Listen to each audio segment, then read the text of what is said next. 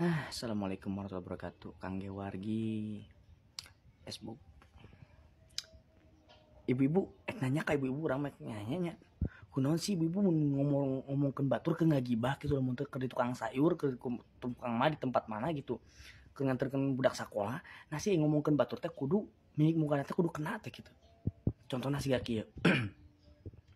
Imin apal teu sih itu tingali ibu Minah mah tingali emasna ngarenteng kitu urang masuk teresep nyaho teu bener pisan nyaho ibu eta geus emasna ngaruntuy kitu na beuheung kumaha mun dicek ku jalma kumanya mun dipalingan kumanya mane geuleuh abi mah eta teh kunaon sih kudu kitu kunaon gitu bu urang mah bertanya-tanya wae kitu kunaon can aya jawaban pasti gitu loh. Nah si kudu ngomongkeun kudu kitu kudu ngagibat teh nyawa tuh sibuk tinggali aja lu sama itu tau ngomongin ke orang tuh sok gitu nah sok gitu nah gitu cungurna itu teh sungutnya itu biasa aja gitu mimik mukanya biasa wae gitu dia mengagibah saya teh ngomong kena gitu